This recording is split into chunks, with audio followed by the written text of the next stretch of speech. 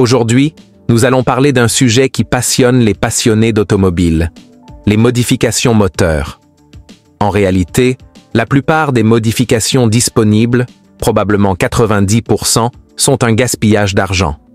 Mais j'en ai personnellement testé des dizaines, au quotidien, au banc d'essai et même sur circuit, et j'en ai retenu 13 qui donnent de vrais résultats. Certaines vous surprendront. L'une d'elles a permis d'améliorer la consommation d'une Civic de 11%, une autre a donné à un V6 suffisamment de puissance pour surpasser une Mustang GT, et une autre a été si mal réalisée qu'elle a fini par faire fondre un turbo, coûtant plus de 6 000 $ à son propriétaire. Je vais vous montrer le bon, le mauvais et même le dangereux. Plongeons-nous dans le vif du sujet. Mode 13. Filtre à air à haut débit. La première fois que j'ai vu quelqu'un remplacer un filtre à air en papier d'origine par un filtre à haut débit, j'ai ri. Je pensais que c'était juste un gadget. Mais quand j'ai essayé la voiture, j'ai dû me taire.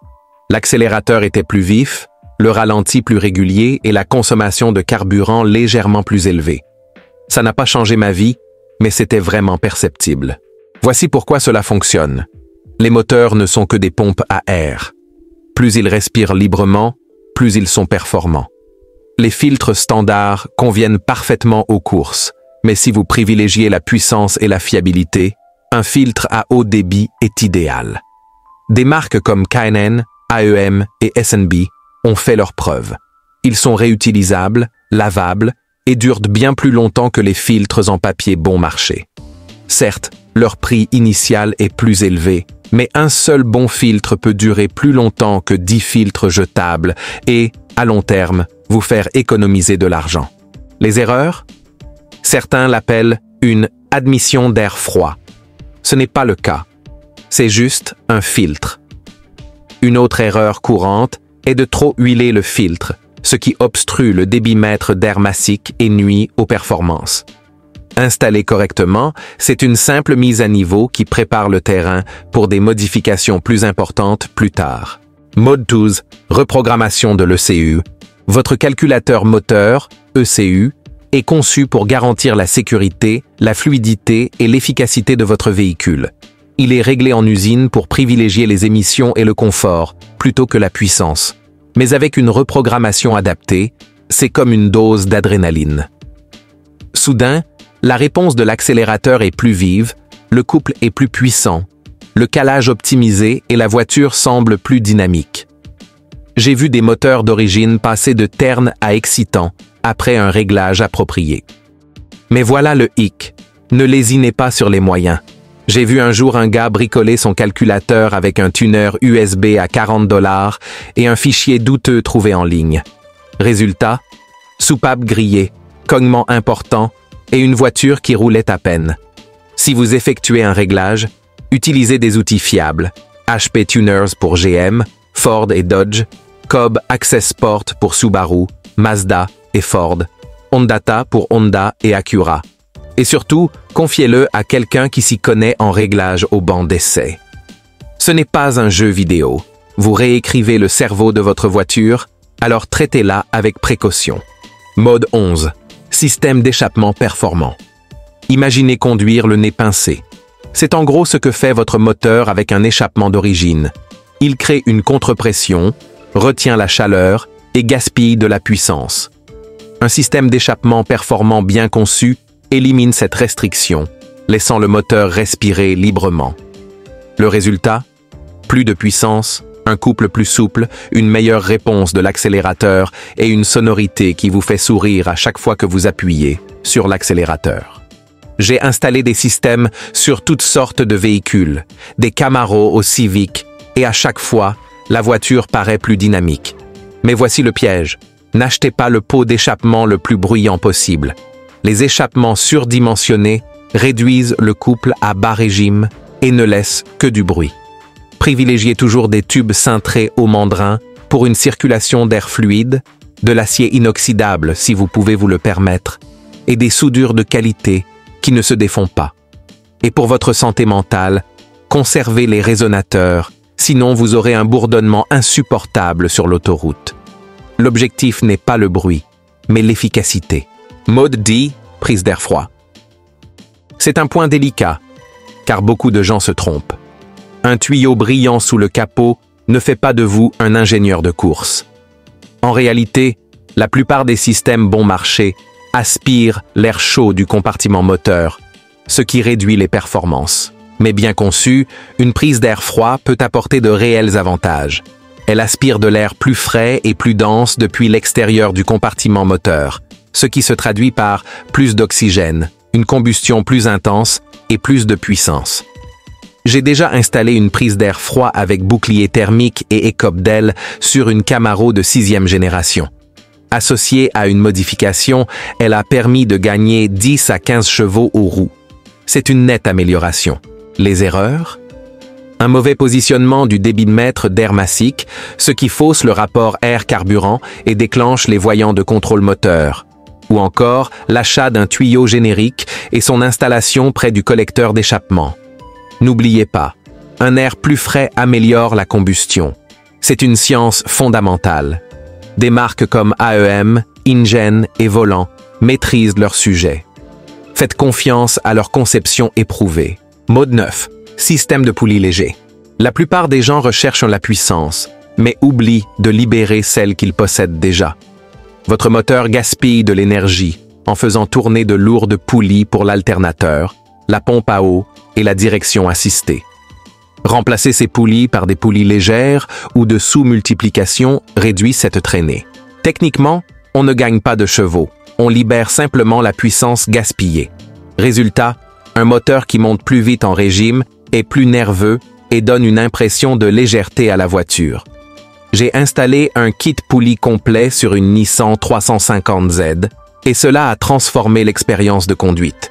La réponse de l'accélérateur était plus précise, les rétrogradations plus franches, et on avait l'impression que la voiture avait perdu 90 kg. Mais là encore, il y a des risques. Trop solliciter la poulie de vilebrequin peut perturber l'équilibre harmonique, ce qui peut détruire les roulements, voire fissurer le vilebrequin. Privilégiez les marques de confiance comme ATI, Fluidampre ou Unorthodox Racing. Et si vous conduisez quotidiennement, ne sous-régulez pas l'alternateur. Un tout petit peu de puissance ne vaut pas la peine de baisser les phares à chaque feu rouge. C'est l'un de ces modes sournois qui ne semblent pas tape à l'œil, mais une fois que vous aurez ressenti la différence au volant, vous comprendrez pourquoi il est si populaire. Si vous appréciez ces modes jusqu'à présent, n'hésitez pas à les aimer. Partagez-les avec un ami qui recherche plus de puissance et n'oubliez pas de vous abonner. Nous avons encore d'autres modes à découvrir pour propulser votre build au niveau supérieur. Ne les manquez pas. 8e modification, bobine d'allumage et bougie d'allumage. Le carburant et l'air seul sont inutiles si votre allumage est faible. Voyez les choses ainsi. Votre étincelle est l'allumette qui allume le feu. Sans une étincelle puissante, votre moteur trébuchera, aura des ratés et gaspillera de la puissance. C'est pourquoi le remplacement des bobines et des bougies est l'une des améliorations de performance les plus négligées, mais pourtant les plus efficaces. Ce n'est pas tape à l'œil, mais la différence est indéniable. Un jour, une GTI préparée est arrivée dans mon atelier avec de graves problèmes de freinage à haut régime. Le propriétaire pensait que le système d'alimentation était défaillant, mais ce n'était pas le cas. J'ai remplacé les bobines R8 et les bougies NGK Iridium, et d'un seul coup, les ratés d'allumage ont disparu.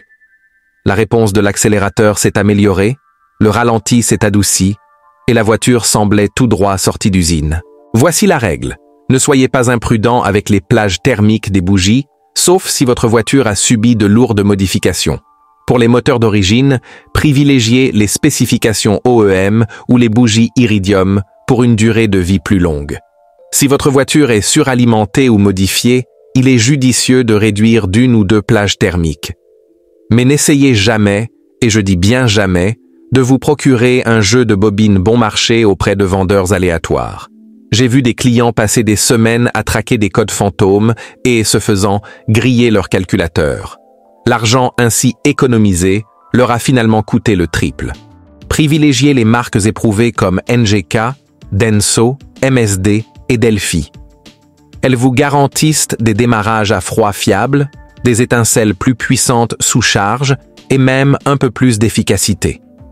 En matière de performance, la constance est primordiale. Vous avez renforcé le feu, il ne vous reste plus qu'à contrôler son calage. 7e modification. Arbre à cames de performance.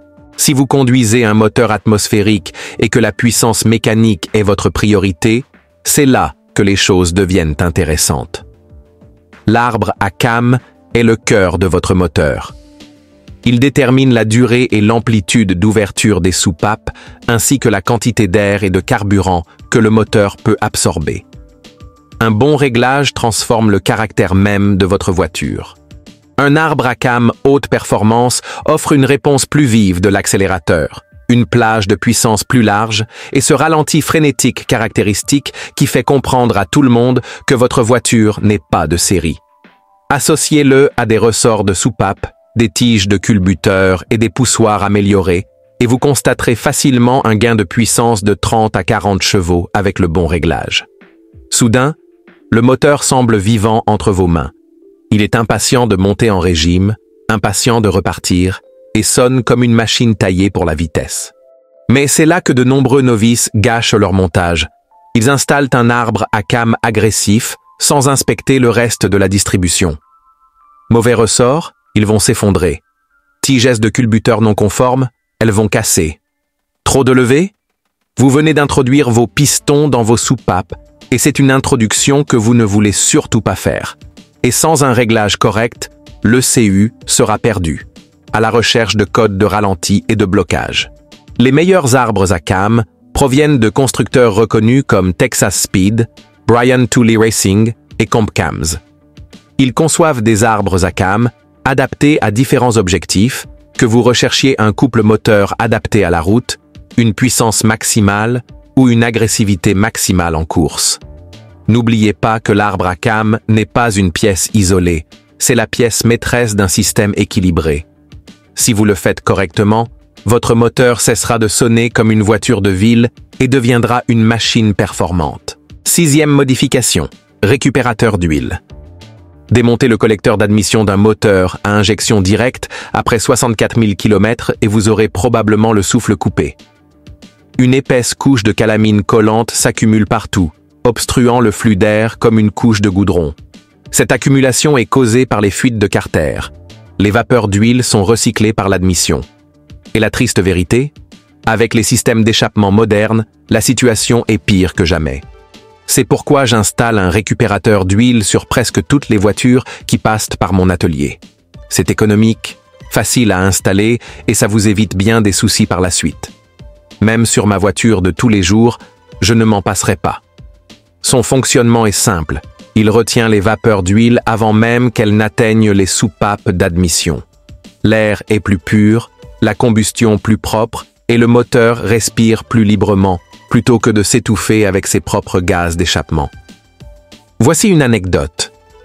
Sur la GTI de mon fils, après seulement 10 000 km, j'ai ouvert le bac de récupération. À l'intérieur se trouvait une demi-tasse de boue noire épaisse. Cette boue aurait recouvert ses soupapes d'admission, si elle n'avait pas été contrôlée. Au lieu de cela, elle a été captée, là où elle devait être, à l'extérieur du moteur. Mais voilà le hic. Toutes les canettes ne se valent pas.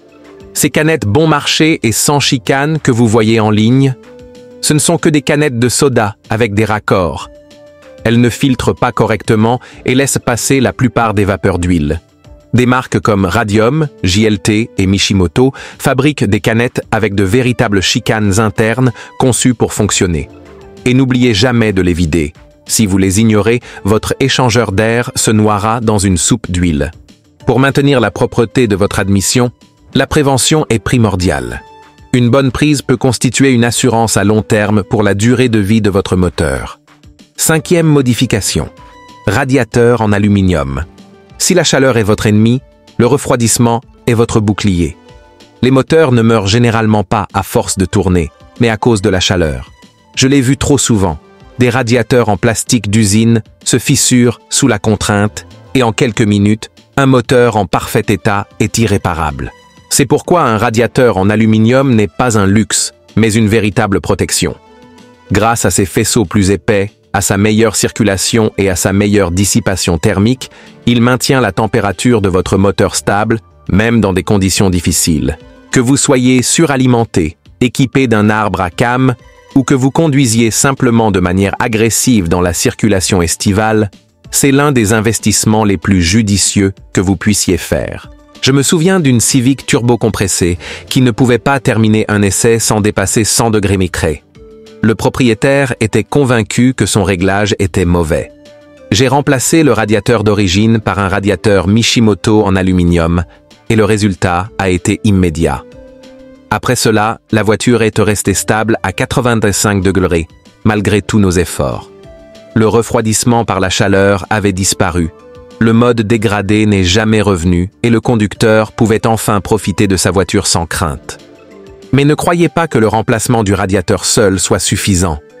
Le refroidissement est un système, pas une pièce unique.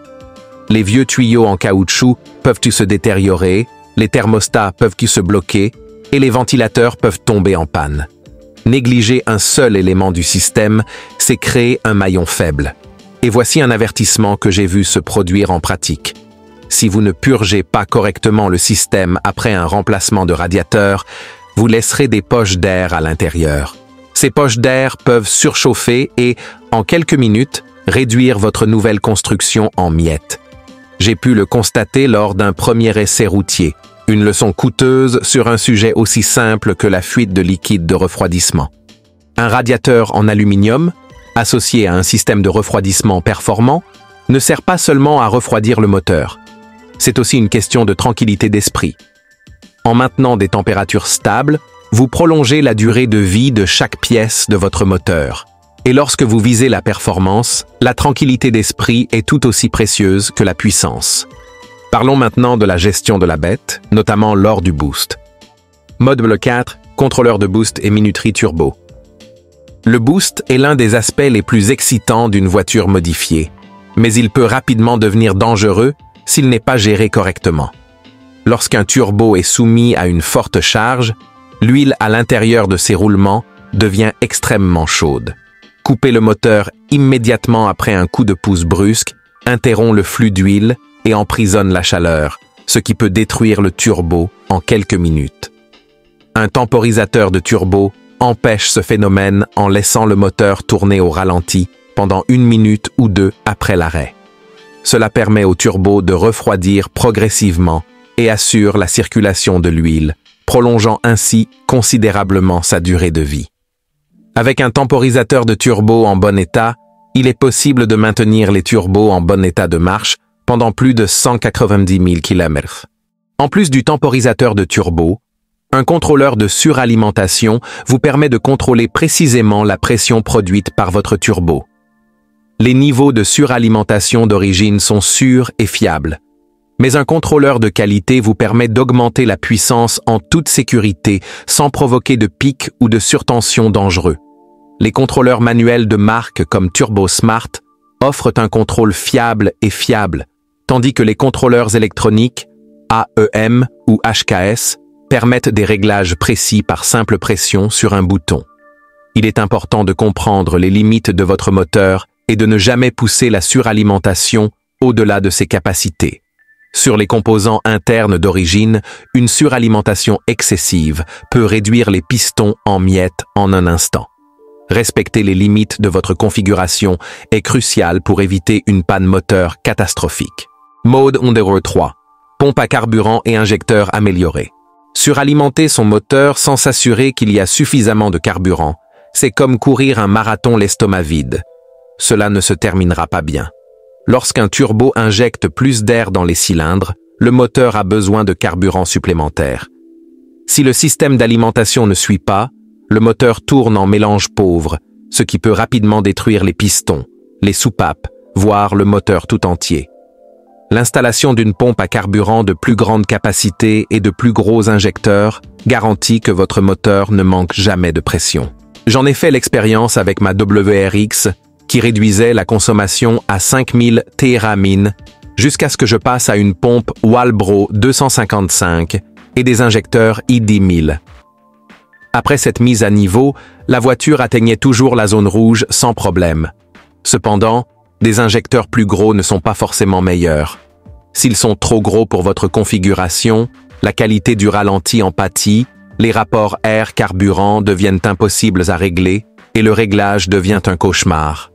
C'est pourquoi il est essentiel de choisir la taille adaptée à votre configuration et à vos objectifs. Utilisez des marques réputées comme Bosch, Injector Dynamics, DH Works ou AEM garantit la fiabilité. Réglez systématiquement votre calculateur après une mise à niveau du système d'alimentation, car la voiture ne s'ajustera pas automatiquement. Le carburant est votre filet de sécurité. Un seul excès de mélange pauvre peut vous faire courir le risque d'une catastrophe. Multimatter 2. Intercooler Performant.